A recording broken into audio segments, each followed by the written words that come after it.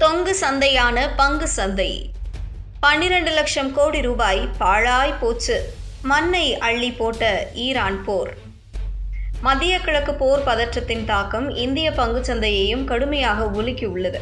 ஒரே நாளில் முதலீட்டாளர்களின் செல்வத்தில் 12 லட்சம் கோடி ரூபாய் வரை கரைந்து விட்டதாக தகவல்கள் வெளியாகியுள்ளன. கச்சா எண்ணெய் விலை திடீர் உயர்வு மற்றும் உலகளாவிய அச்சம் காரணமாக சந்தையில் பெரிய அளவில் விற்பனை அழுத்தம் ஏற்பட்டது. இன்றைய வர்த்தகத்தில் BSE சென்செக்ஸ் சுமார் 2496 புள்ளிகள் சரிந்து 74,207 புள்ளிகளில் முடிவடைந்தது. அதேபோல் நிஃப்டி 50,775 புள்ளிகள் வீழ்ச்சியடைந்து 23,002 அளவில் தள்ளாடியது. இதன் மூலம் கடந்த சில நாட்களாக இருந்த உயர்வு முழுவதும் ஒரே நாளில் கரைந்துவிட்டது. இந்த கடும் வீழ்ச்சிக்கான முக்கிய காரணமாக கச்சா எண்ணெய் விலை உயர்வே பார்க்கப்படுகிறது. மத்திய கிழக்கில் நிலவும் போர் பதற்றம் தீவிரமடைந்ததால் பிரெண்ட் கச்சா எண்ணெய் விலை பீப்பாய்க்கு $100 தாண்டி சில நேரங்களில் $110 அளவுக்கும் உயர்ந்தது. குறிப்பாக ஈரான் வளைகுடா பகுதிகளில் முக்கிய எரிசக்தி கட்டமைப்புகளை தாக்கியதாக தகவல்கள் வெளியாகியதும் சந்தையில் பதற்றம் அதிகரித்தது. மேலும் உலகளவில் மிக அதிகமான எண்ணெய் போக்குவரத்து வழியான ஹார்முஸ் நீரிணை மூடப்பட்டிருப்பது முதலீட்டாளர்களை கவலைக்குள்ளாக்கியுள்ளது. உலகின் மொத்த எண்ணெய் போக்குவரத்தில் 1/5 பகுதி இந்த வழியாகவே நடைபெறுகிறது.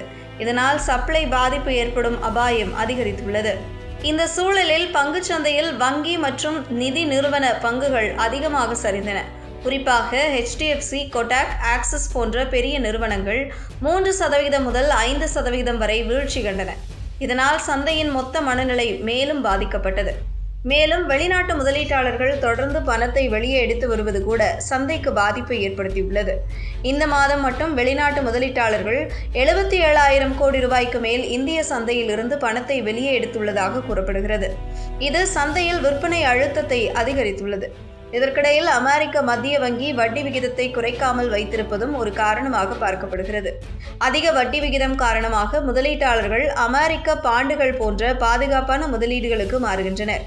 இதனால் இந்தியா போன்ற உருவெடுக்கும் சந்தைகளில் முதலீடு குறைகிறது. மொத்தத்தில் மத்திய கிழக்கு போர், எண்ணெய் விலை ஏற்றம், வெளிநாட்டு முதலீட்டாளர்கள் வெளியேறுதல், உலகளாவிய பொருளாதார அச்சம் ஆகிய அனைத்தும் ஒன்றாக இணைந்து இந்திய பங்குச்சந்தையில் இந்த பிளாட் பாத் நிலையை உருவாக்கியுள்ளது. நிலைமை எப்போது சீராகும் என்பது இன்னும் தெளிவாக இல்லாத நிலையில் முதலீட்டாளர்கள் அச்சத்துடன் சந்தையை கவனித்து வருகின்றனர்.